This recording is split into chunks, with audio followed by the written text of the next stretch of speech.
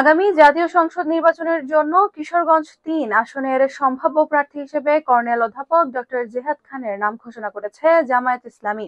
তিনি সাবেক রাষ্ট্রপতি আব্দুল হামিদের শ্যালক।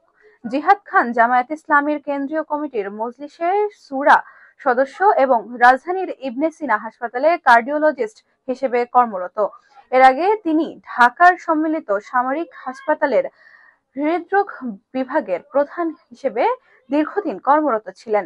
তিনি কিশোরগঞ্জের করিমগঞ্জ উপজেলার জাফরাবাদ এলাকার বাসিন্দা। কর্নেল অধ্যাপক ডক্টর জিহাদ খানের প্রার্থিতার বিষয়টি নিশ্চিত করেছেন জামায়াত ইসলামীর মজলিসের শুরা সদস্য ও কিশোরগঞ্জ জেলা জামায়াতের আমির অধ্যাপক মোহাম্মদ রমজান আলী। এদিকে সাবেক রাষ্ট্রপতি ও আওয়ামী লীগের প্রবীণ রাজনীতিক আব্দুল হামিদের শ্যালক জামায়াতে প্রার্থী মনোনীত হওয়ার পর থেকেই জেলা জুড়ে শুরু হয়েছে আলোচনা সমালোচনা।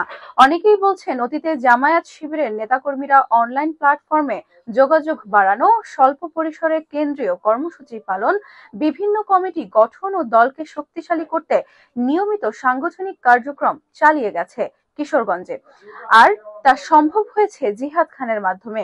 গ্রেপ্তার আতঙ্কে বিএনপির অনেকে বাড়ি ছাড়া হলেও কিশোরগঞ্জে জামায়াত শিবিরের বেশিরভাগ নেতাকর্মী নিজ বাড়িতেই নিরাপদে ছিলেন। জেলা বিএনপির সিনিয়র যুগ্ম সাধারণ সম্পাদক খালেদ সাইফুল্লাহ সোহেল বলেন, জামায়াত যে আচরণ করছে জাতির সঙ্গে তা প্রতারণার শামিল, শহীদের রক্তের সঙ্গে বিশ্বাসঘাতকতার শামিল। অবিলম্বে জামায়াত থেকে আওয়ামী লীগের আত্মীয় স্বজন ও লোকজনের বিতাড়িত করা উচিত। জেলা জামায়াতের আমির অধ্যাপক মোহাম্মদ রমজান আলী বলেন, আব্দুল হামিদের শ্যালক কেন? উনি নিজে কর্নেল ও অধ্যাপক। উনি একজন বড় চিকিৎসক। উনার পরিচয় কি কম আছে নাকি? ওনার আত্মীয় স্বজন তো সবাই জামায়াত ইসলামী করেন, ওইটা বলে না কেন কেউ? হামিদ সাহেবের ওনার ভগ্নিপতি হয়েছে তো কি হয়েছে? উনি তো একবারও ভগ্নিপতির সঙ্গে বঙ্গভবনে গিয়ে দেখা করেননি। হামিদ সাহেবের শালা হওয়া কি অপরাধ নাকি? জেলা জামায়াতের আমির আরো বলেন, তার এক আত্মীয় পেয়েছেন যিনি আওয়ামী লীগ করেন, আর তার 100 জন আত্মীয় স্বজন আছে যারা জামায়াত ইসলামী করেন। মতিউর রহমান নিজামী সাহেব তার তালই হন। অধ্যাপক গোলাম আজম সাহেবের আপন খালাতো ভাইয়ের শ্বশুর। ওনার আপন খালু আব্দুল গাফফার জামায়াত ইসলামীর নেতা ছিলেন।